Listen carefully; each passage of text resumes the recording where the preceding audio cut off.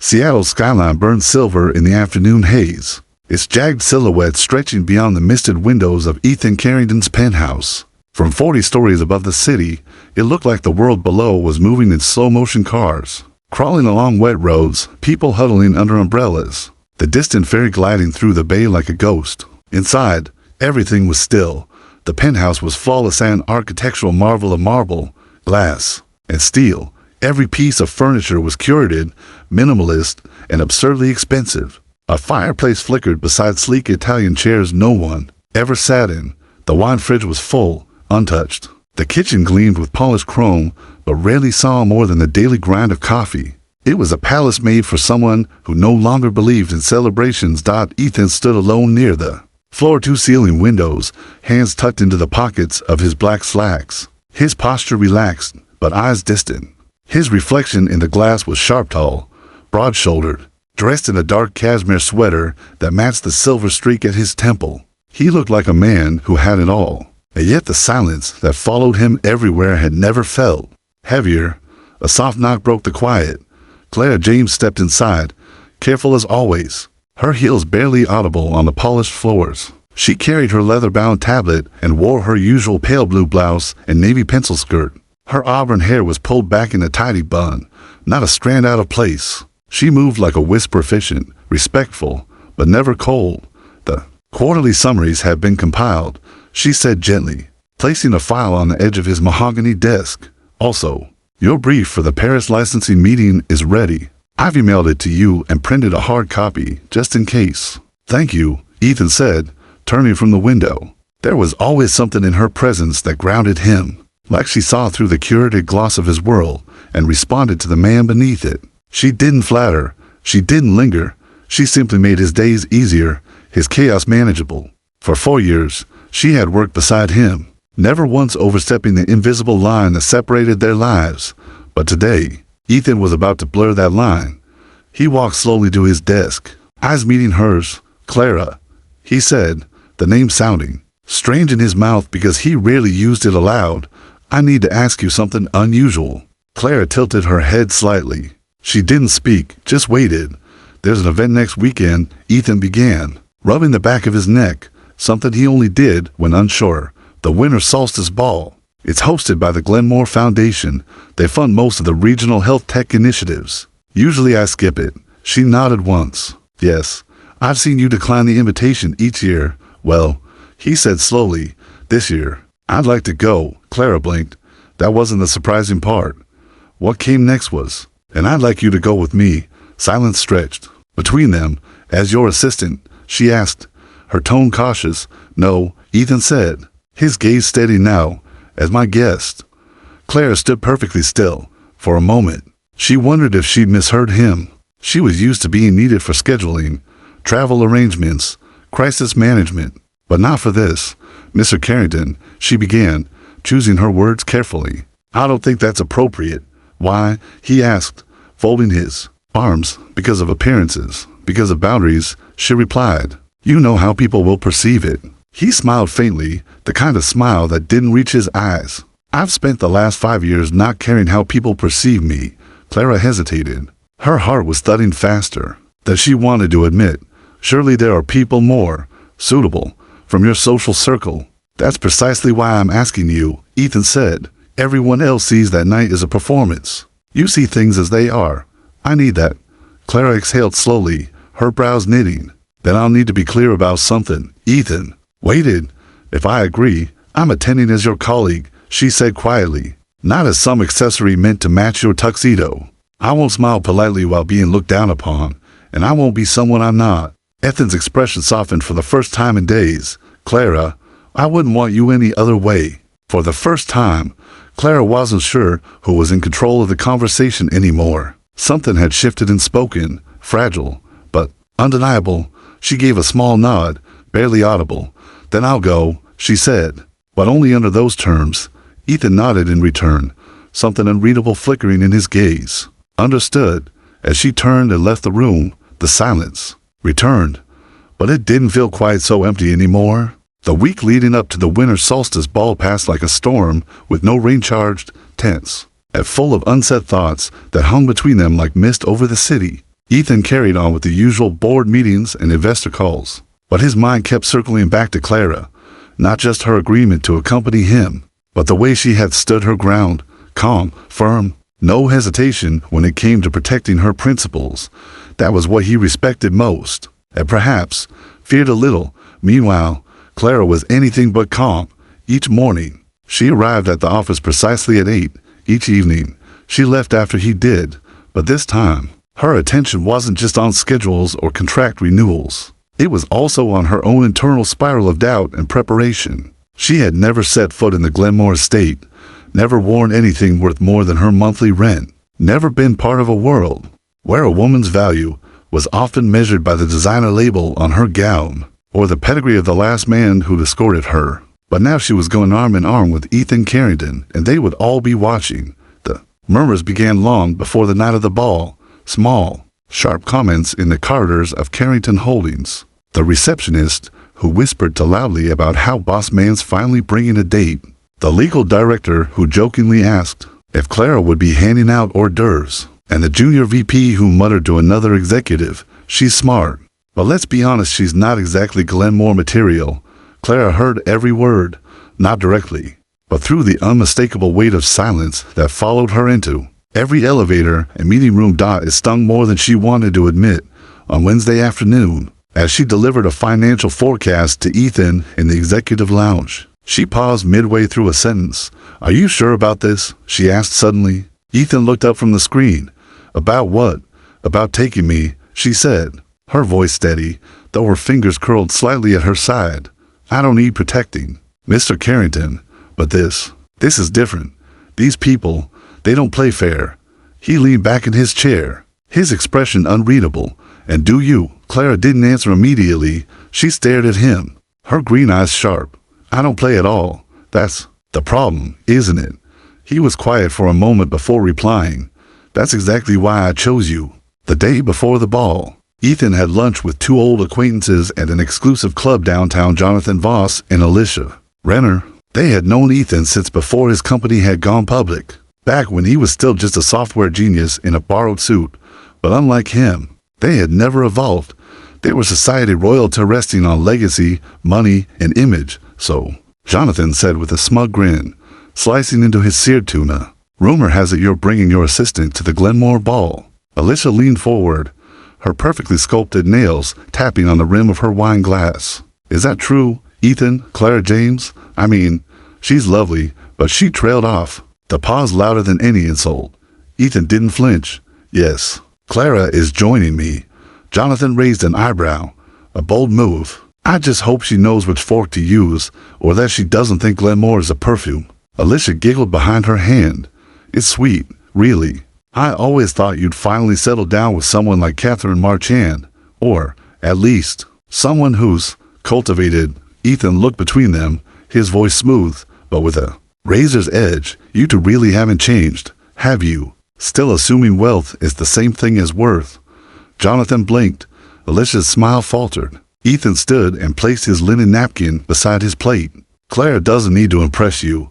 She doesn't need to impress anyone. She's already 10 times the person most of that ballroom will ever be." He walked away before they could respond. Back in her apartment that evening, Clara stood, barefoot in her small bedroom, staring at the midnight blue dress that hung on the door. It was simple, elegant, and unlike anything she'd ever worn. It wasn't designer. It wasn't new, but it was hers. She had found it in a dusty box in her mother's attic, a dress her mother had worn to a Navy gala the year Clara was born. With a few adjustments from her friend in the costume department at the university, it fit like it was made for her. As she touched the fabric, her phone buzzed. A message from Ethan. "I'll be outside at 6 sharp. No pressure. Just be yourself." She stared at the screen for a long time. Then she typed back, "I don't know if myself is enough for this world." The reply came fast. "You're more than enough. It's the world that has to catch up." Clara didn't cry often, but that night, a single tear slid down her cheek as she slipped her phone onto the dresser and turned toward the dress. It wasn't about fitting in. Not anymore. Tomorrow night, she would walk into the lion's den not as Ethan's assistant, but as a woman who refused to be dismissed, underestimated, or defined by anyone else's rules. as she had no idea just how much her presence would shake the entire ballroom. The sky over Seattle on the evening of the winter solstice ball was painted in dramatic streaks of purple and steel. A drizzle whispered across the glass towers as if the city itself was holding its breath. The Glenmore estate, nestled just beyond the hills, shimmered like something out of a dream or a trap. Clara stood before her mirror, the soft lighting of her modest apartment casting golden warmth across her features. The vintage midnight blue gown hugged her frame like a memory rediscovered. Her friend from the university had spent hours altering it by hand, preserving every classic line while ensuring it fit as though tailored yesterday. Her auburn hair, usually pinned up for efficiency, now cascaded in soft waves over her shoulders, twisted into an elegant side-swept bun. A single pearl earring on each ear borrowed from her mother was the only jewelry she wore. She inhaled slowly and let it out even slower. She had never been to a ball. She had never worn a gown like this. And she had certainly never walked into a ballroom on the arm of a man who made entire rooms pause. When he entered, Ethan Carrington arrived exactly on time. The black limousine parked with smooth precision outside her apartment building, and when Clara stepped through the door, her breath caught. He stood beneath the flickering streetlight in a tailored black tuxedo with a silver pocket square and onyx cufflinks. He wasn't just handsome. He looked like authority personified, power wrapped in patience. But when his eyes met hers, something inside him shifted. The tension in his jaw disappeared. His shoulders lowered a fraction, and his guarded expression softened with something raw and unspoken. He stopped. For once, the words didn't come easily. You're breathtaking. Clara smiled gently. You're not so bad yourself, Mr. Carrington. They didn't speak much in the car, but silence between them wasn't awkward. It pulsed. With anticipation, Clara looked out the tinted window at the city receding behind them. Every streetlight flickered past like a countdown. Ethan finally spoke. There's something I need to warn you about. Clara turned to him. You'll be watched, he said plainly, not just out of curiosity, but out of calculation. These people, they look for weakness, for ways to define others, to box them in before they speak a word. Clara gave a slight nod. I know the type. Jonathan Voss will be there. So will Alicia Renner. They're already assuming this is some sort of power move, or worse pity. Clara met his gaze. Then let them assume. Ethan's lips lifted, not quite into a smile, but close. You're stronger than most of the boardroom sharks I've dealt with. The limousine pulled through the wrought iron gates of the Glenmore estate, where floodlights bathed the grand manor in an ethereal glow. Photographers lined the red carpet, lenses poised like rifles. As the chauffeur opened the door, Clara gripped her clutch tightly and exhaled. Her heels touched the carpet, and the world exploded in white flashes. They walked slowly, Ethan offering his arm. She took it. The clicks of cameras were accompanied by murmurs and whispers. Who is that? She's not his usual type. Isn't that his assistant? She's beautiful. But why her? Clara kept her chin up and her stride steady. Her heart thumped against her ribs, but outwardly she appeared untouched by the scrutiny. Inside, the ballroom glittered like a dream. Crystal chandeliers, gold-trimmed walls, and marble floors echoed with the low hum of classical music. Men in tuxedos, women in gowns that cost more than Clara's entire wardrobe. The scent of gardenias and champagne filled the air. The room's energy shifted subtly as Ethan entered. People turned, heads tilted. Socialites parted like waves, each eager to be seen by him. But Ethan's focus never left Clara. They were barely 2 steps inside when Jonathan Voss approached, silver-haired, smug, born rich, and never subtle. Well, he said, eyes sliding over Clara with thinly veiled condescension. You've certainly surprised us, Ethan. A bold choice. Ethan gave a polite nod. Clara, this is Jonathan Voss. Jonathan, Clara. James. Clara extended her hand. Pleasure to meet you, Mr. Voss. Jonathan hesitated for a fraction too long before shaking it. Likewise. I hear you're quite efficient with schedules. She's also quite efficient with mergers, technology contracts, and saving me from poorly thought out acquisitions, Ethan added casually. Jonathan blinked. Double quotes. Oh, Clara said sweetly, and I've been known to memorize 80-page investor briefs in a single night. Jonathan smiled thinly. Charming.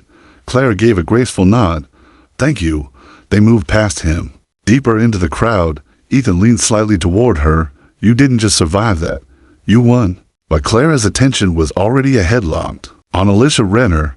who stood with a flute of champagne and a look of theatrical surprise on her face. Alicia swept over, all designer silk in perfect posture. "Clara James, is it? We've never met properly." Her voice was honey-soaked in arsenic. Clara smiled. "No, but I've scheduled every one of your calls to Mr. Carrington over the past 3 years." Alicia's lashes fluttered. "Oh, and now you're escorting him to society events. That's quite a promotion." "Not really," Clara replied evenly. "Just a reflection of trust and competence." Ethan, who had stood silently, let out a low chuckle. "Let's get a drink." They moved toward the bar, leaving Alicia blinking. Once out of earshot, Ethan whispered, "You keep that up and they're going to ask you to host the next gala." But Clara's smile faded slightly. Her confidence was intact, but her stomach twisted, because she knew this wasn't over. The hardest part was yet to come. The evening would test her resolve in ways she hadn't anticipated.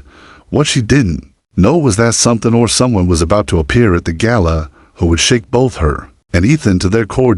And by midnight, everything they thought they understood about each other and themselves would change. By the time the orchestra transitioned to its second waltz, the Glenmore Estate Ballroom had begun to feel like a stage, grand, radiant, and crawling with actors in polished masks. Champagne flutes sparkled in the hands of heirs and heiresses. Conversations buzzed like static, each one calculated to impress or disarm. But despite the endless chatter and designer distractions, it was Clara James who had become the evening's silent axis. Everywhere she walked, glances followed, not just because she was on the arm of Ethan Carrington, but because she wasn't supposed to be there. And yet she owned it.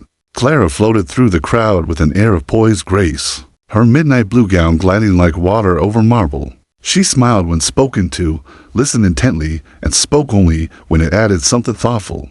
It wasn't charm, it was intelligence, wrapped in humility and authenticity, and that made her dangerous in this world. At their assigned table, Clara found herself seated between Ethan and philanthropist Lorraine Danforth, a formidable figure known for building schools across Southeast Asia. "I must say," Lorraine said after a few minutes of conversation, "I expected another Catherine March and type on Mr. Carrington's arm. But you're something else." Clara raised an eyebrow with a hint of amusement. "Something else good, I hope. Something real," Lorraine replied. "We don't see much of that around here." Across the room, Jonathan Voss watched. Then with narrowed eyes, he leaned toward Alicia, who had traded her champagne for something stronger. "She's making waves," Alicia muttered. "And Ethan is letting her." Jonathan smirked. "He won't for long." That's when the real twist arrived. The MC's voice rang through the room, announcing a special appearance from Catherine Marchand, the poised, polished socialite many expected Ethan would eventually propose to. She was beauty in motion, dressed in a crimson gown that seemed engineered to command attention. The room shifted. The atmosphere tightened.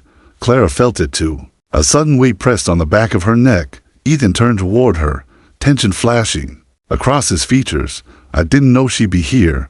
"I figured," Clara said calmly, her fingers tightening around her napkin. Catherine didn't waste time. She made her way directly to their table, flashing smiles like warning lights. She paused behind Ethan and rested her hand briefly on his shoulder. "Too familiar, too rehearsed." "Ethan," she purred, "I miss seeing you at these things." "I've been busy," he replied without warmth. Catherine turned to Clara with a perfectly composed smile. "And you must be the assistant." Clara stood, refusing to be spoken down to while sitting. "Clara James," she said, extending her hand. "Strategic consultant and director of executive operations at Carrington Holdings." Catherine's smile faltered just slightly. "I see," she said, withdrawing her hand faster than expected. "I didn't realize executive operations included gala appearances." Clara tilted her head, her voice unshakably polite. "Only when the invitation comes directly from the CEO." The table had gone silent. Ethan looked between the two women and saw Catherine's veiled disdain and Clara's quiet strength. A lesser man might have said nothing, but Ethan had spent too many years saying nothing when it mattered.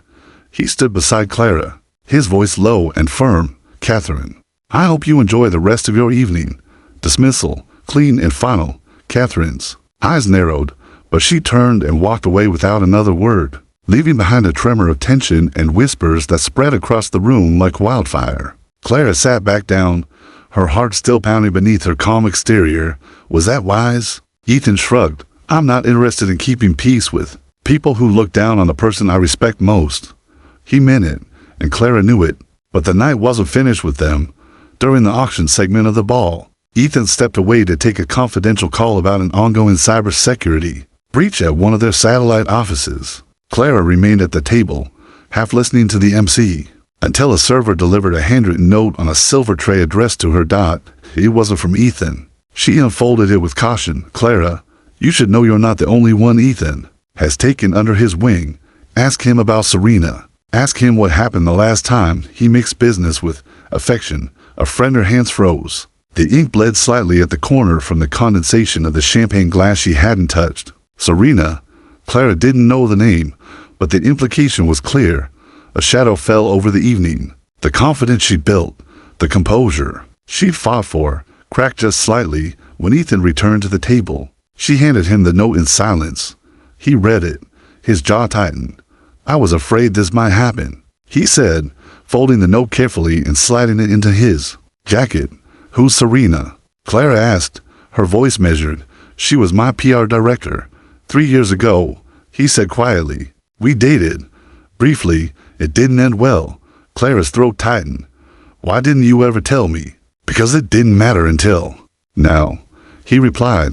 "And because I didn't want you to think what's happening tonight was part of a pattern." "It's not." She looked at him, her eyes sharp but wounded. "You should have told me." "I know," Ethan said, "and I will. Everything. But not here. Not like this." They stood at the edge of something volatile. Trust, once shaken, never quite settles the same way. Clara nodded slowly. "Then, we finish the evening, smile for the cameras, shake hands with the donors, and later, we talk." Ethan nodded, agreed. They returned to the crowd, their bodies composed, but their connection riddled with new cracks. Outside the ballroom, Catherine and Jonathan stood near the coat check. "She knows about Serena," Jonathan said, "and she's still standing." Catherine replied with a cold smile. "Impressive." Jonathan tilted his glass toward the ballroom. "For now, inside." Clara smiled at a board member's wife and accepted a flute of champagne she didn't drink. She didn't know who wrote the note, or why they had chosen tonight. But she did know this: if Ethan was hiding more, if there was more to the story of Serena than a simple failed romance, then tonight wouldn't end with a dance. It would end with a choice. And Clara James had never made the same mistake twice. The ballroom was quieter now. The orchestra had shifted to a softer tempo, and the sharp edges of the evening had dulled slightly under the golden lights and flow of vintage champagne. But for Clara James, the noise had only moved inward, echoing questions in her head that refused to be silenced. Serena. The name pulsed like a warning bell. She'd never heard it before tonight, yet it carried the weight of something unfinished, something purposely hidden, and Ethan, his explanation had been too tidy, too convenient. Clara had spent for years learning how to read Ethan Carrington, mastering his tones, his silences, his sideways glances, and she knew when he was choosing not to say everything. She wasn't angry, not yet, but she was alert, and behind her composed smile, she was calculating everything. Ethan, for his part, remained close throughout the rest of the gala, but not too close. He sensed the shift, how Clara's laughter came a beat slower, how her gaze drifted away more often. He didn't push. He didn't explain again, but something in his posture had changed. He stood with the subtle rigidity of a man who knew his past had just arrived without an invitation. Toward the end of the evening, the MC returned to the podium to announce the final surprise, the presentation of Glenn Moore's Visionary Philanthropy Award, reserved only for donors whose work had left permanent social impact. The crowd quieted, and tonight, the MC declared, "We honor Mr. Ethan Carrington for his relentless commitment to childhood education reform and his company's technology initiatives that have revolutionized pediatric rehabilitation in hospitals across the region." The room erupted in applause. Ethan rose from his chair, buttoned his tuxedo, and offered a hand to Clara. "Come with me," he said under his breath. She blinked. "It's your award, and none of it would have happened without you." There was a flicker of hesitation in her eyes, but then she took his hand. They walked to the stage together. Camera flashes burst around them. Whispers darted through the crowd like lightning. "She's going up there with him. Is he serious? Who is she really?" At the podium, Ethan spoke simply and with clarity. He thanked the foundation, acknowledged his late mother, whose battle with cancer had inspired much of his philanthropic direction and then turned to Clara. I've built empires from scratch, negotiated with billionaires, lived in the spotlight, he said, but none of it compares to building something that changes lives. And no one has done more to help me carry that mission than this woman right here. He looked directly at Clara. She started as my assistant. She became my conscience, my sounding board, my better judgment. She believed in the vision before the world did. The applause that followed wasn't just polite. It was real. Something was shifting. Clara could feel it in the air, but not everyone. Clapped out at the edge of the ballroom, a woman stood watching them with unblinking intensity. She was tall, striking, and dressed in a deep emerald gown. Her arms were folded, her chin slightly lifted, and her eyes fixed squarely on Ethan. Clara noticed her instantly. Something about the woman felt too still, too deliberate, as if she weren't there to celebrate, but to challenge. When the applause ended, the orchestra struck a final waltz. Ethan led Clara off stage and back to the floor, the world around them glowing with admiration, but Clara's eyes kept flicking back to that figure in the emerald dress, who was now slowly, deliberately walking toward them. Do you see her? Clara whispered. Ethan followed her gaze and his entire body stiffened. That's Serena, he said quietly. Clara stopped. The music continued. Couples swirled around them, but Ethan and Clara stood frozen. Serena reached them in moments. She offered a smile that didn't touch her eyes. Ethan, she said smoothly, it's been a long time. Ethan nodded once. Serena, her gaze shifted to Clara. You must be the new assistant. Clara didn't blink. Clara James, Director of Executive Operations. Serena tilted her head. Of course, a promotion. Things always move quickly when Ethan takes a liking to someone. Ethan stepped forward slightly. What do you want? Serena's voice dropped just enough for only the three of them to hear. To make sure she knows the truth about what happened between us. About how quickly you lose interest when things get complicated. Clara's heart thudded. Louder. I'll make this simple. Serena continued. You told me I was different. That it wasn't about the job, or appearances, or convenience. And when it became inconvenient, you cut me out. Without a word. That's not what happened, Ethan said firmly. Serena smiled. But she doesn't know that. Does she? Clara felt heat behind her eyes, not from tears, but from a mixture of betrayal and restraint. She turned to Ethan. Tell me. Not here, he said. Tell me now, Clara whispered. The music swelled. The chandeliers blazed. Ethan looked at her, really looked at her, and then at Serena. I was weak, he said finally. I was grieving, lonely. Serena and I were close for a few months, but when I realized I wasn't in love with her, I distanced myself. I didn't end it well. I thought it was kinder to let it fade. I was wrong. Clara held his gaze. And now I know the difference between loneliness and love, Ethan said, and I would never make that mistake again. Clara turned back to Serena. Thank you for coming, but I know what I'm doing. Serena's expression cracked just slightly before she turned and walked away, her heels clicking like gunshots on the floor. Ethan reached for Clara's hand, unsure if she'd take it. She did, but her grip was colder than before. The night ended with more applause, more photos, more praise. But in the back of that limousine on the way home, silence returned, and this time it was uncertain, fragile. When Ethan finally spoke, it was barely a whisper. I should have told you about her. Yes, Clara said softly, staring out the window, her reflection blurring in the glass. You should have. He reached for her hand again, slower this time. I don't want to lose what we're building. Clara didn't pull away, but she didn't answer either. The city lights danced across her face as the limousine drove on, and somewhere deep inside her, a choice began to form, not just about Ethan, but about the kind of woman she wanted to be in a world built on shadows, secrets, and power. The next move would be hers, and no one, not even Ethan Carrington, could predict what she would decide. The morning after the Glenmore ball dawned cold and gray, Seattle skyline muted under a thick layer of fog. The Carrington Holdings Tower loomed like a steel monument against the cloudy sky, its gleaming glass windows reflecting a city too busy to pause. But for Clara James, the world had paused just long enough for her to feel everything. She had risen early, her sleep broken by fragments of Serena's words echoing in her dreams. Things always move quickly when Ethan takes a liking to someone. The dress was still draped over her chair. The pearl earrings, a gift from her mother, sat forgotten on the windowsill. She stood barefoot in her apartment, staring into the mirror. not at her reflection, but at the questions behind her eyes. Had she allowed herself to become another chapter in a story that repeated itself? Had she mistaken admiration for something more? Her phone buzzed on the nightstand. "Ethan, can we talk?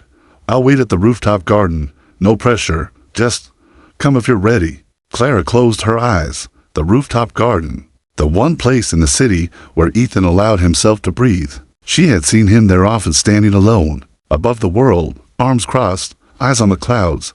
This time, he was waiting for her. She arrived at the office an hour earlier than usual. The security guard greeted her with a warm nod, but Clara barely registered it. Her heels echoed through the marble lobby, each step heavier than the last. When she reached the elevator, her reflection in the steel doors gave her pause. She looked like the woman she had always been, polished, composed, unshakable. But inside, she was all questions. The elevator dinged at the 60th floor. She stepped into the rooftop garden, a private space cloaked in pine trees and soft lighting. With views that stretched to the edge of Puget Sound, Ethan stood near the railing, a black coat pulled tight around him, his breath visible in the morning air. When he turned, his eyes met hers, tired, hopeful, and maybe a little afraid. "I didn't sleep," he said quietly. "Neither did I," Clara replied. There was a pause. Then she crossed her arms. "Tell me everything. No summaries, no damage control. I want the full truth." Ethan nodded. "Serena and I happened during one of the darkest chapters of my life. I had just ended things with Catherine. I was working 18-hour days. My father died. Serena was there. She understood the business. She said all the right things, and I let myself believe that was enough. But it wasn't." Clara said, "No." He admitted. "She wanted more. I couldn't give it. When I tried to end things, I wasn't fair. I avoided the hard conversation. I used work as an excuse. I thought time would dull the hurt." Clara took a breath, her voice low. "You ghosted her?" Ethan flinched. "Yes, and I hated myself for it." Another silence stretched between them, heavy with what-ifs and maybes. Then Ethan stepped closer. "But you're not Serena, and this is not the same."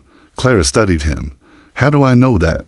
How do I know I won't wake up one day and realize I'm just another woman you lean on during a storm? Because this time," Ethan said, "I'm not leaning. I'm choosing." He reached into his coat pocket and pulled out a slim black box. Not a ring. Something else.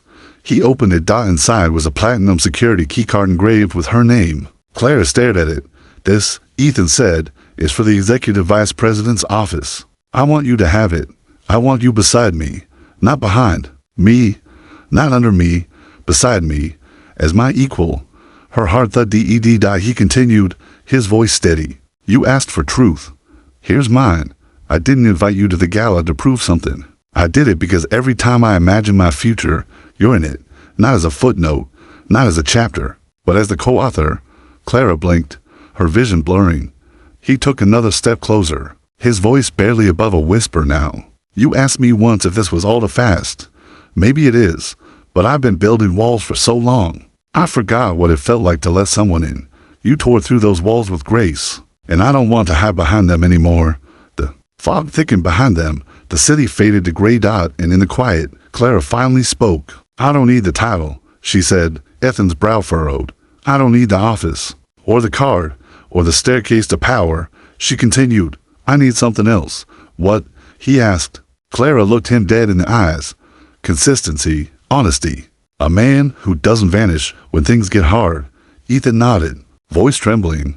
"Then that's what I'll be." She held his gaze, and then, finally, took the keycard from the box. It felt less like a promotion and more like a declaration of trust. As they stood together on the rooftop, the fog began to lift, revealing faint outlines of the sound and the shimmer of morning light. Later that day, the internet exploded. Photos from the gala had made it to every business and lifestyle outlet.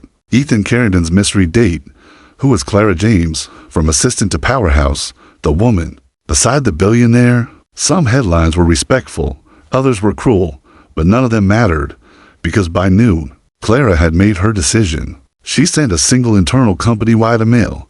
Subject: "Moving forward, I will be stepping into a new leadership role as executive vice president of Carrington Holdings. I am not here to represent a dress, or a photograph, or a rumor. I'm here to lead with transparency and grit for the company I've helped build, for the values I won't compromise, and for the future I believe in. Let's get to work. Clara James stands somewhere, watching the storm he'd tried to create. Jonathan Voss tossed his phone across the room because in the end, the girl they had mocked had rewritten the rules, not just of the gala, but of the empire itself, and beside her stood a man who had finally learned what it meant to rise not alone, but with the woman who saw the man before the millionaire.